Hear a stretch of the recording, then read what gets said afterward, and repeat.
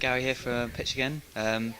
This morning we met Dan Parker, founder of Firetext. It's a really interesting guy. I don't think he fully understood the full potential of my product, but we can work on that. So I'm here today, this afternoon, with Tom Kay, who set up Finnisterre. So Tom, would you like to tell us a bit about Finnisterre?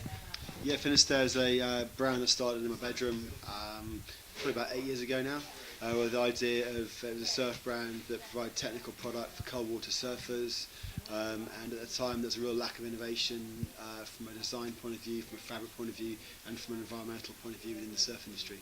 When you first started up, did you have any what were some of the hardest challenges you had to face? Well, we always knew how to get brand, good name, and our first product was a fleece that was windproof, waterproof, breathable, and you'd wear when you came out of the sea in the middle of February. So it was quite hard getting product right for the first off. That was really important. And we worked with a lot of textile research departments at universities to get that right. Next hardest thing was probably getting some money to to obviously buy the first product in, and then getting people to write about it, because the brand's always had a really good story behind it, why it started and the reasons for its existence and why we're doing what we're doing. There's real sort of functionality behind the product, and there's an environmental message there. It was journalists used to like writing about it, and so we got quite a write-up. So we got word of mouth publicity, because obviously you don't have much money when you're starting for advertising, that sort of thing. So if you can generate word of mouth publicity, that's very important. You've got quite a unique way of sourcing your wool. Yeah, some of our wool we make a lot. We use a lot of merino wool. About 60% of our product lines merino wool underwear, long johns, base layers, that kind of thing. It's a really great fibre. If you're hot, it's cold, and vice versa. It's natural fibre, so it's minimal environmental damage impact. But unfortunately, it comes from New Zealand and Australia, which is where most merino sheep are bred. So we're looking at our sourcing as one of our part of environmental analysis, but what we do, we thought we must be able to get some sourcing of wool from the UK.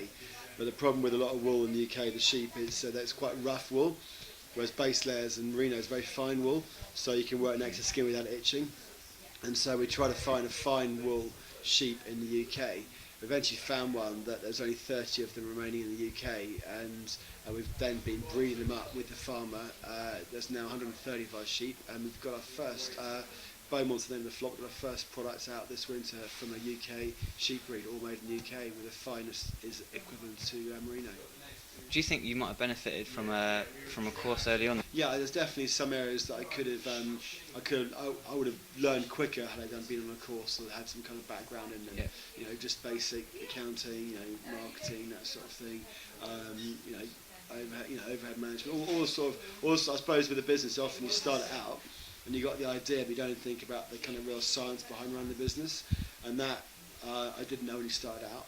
But we have learned along the way, and if I'd been in a course before I'd gone on it, I would have known it quicker. What are the main benefits you see as running your own business and starting your own business? For me, it's always been about it'll push you further than you thought it would push. And for me, at that stage of my life, I want to do something that would really challenge me. I didn't want to sit in an office and work for someone else and go home at 5 o'clock and at the end of my day. Some people, they want to do that, that's fine. But for me, it was more about the challenge of starting something up that I really believed in, was really passionate about. I've since been joined by some really talented and passionate people here that share and enhance the vision, but be successful at the same time, and really make with environmental, social side, really make a kind of an impact on the world with regards to the work we're doing, fabrics and jackets and that kind of thing, and really get known for that, bit of a legacy with regards to what we've done basically. Trying to set up my own business myself. I got a product that I think has quite a bit of potential. I just want you to have a go at it and tell me what you think. So what is this, an umbrella, is that? Yeah, just push a button? Yeah, press a button and lift up and. Whee! Think rainy weddings, it could be good. I don't think it's got more potential than that. I quite like it's a bit of a surprise factor. If it was raining at a wedding and I wanted something to come down, you can only use it once. If I am really using an umbrella and I'm going to work and it's raining, do I want to be covered in confetti? Not really. So rainy weddings, good, not a ridiculous idea, not a great one. Could never really fully achieve much scale from it. Would you ever consider buying one? Absolutely not, no.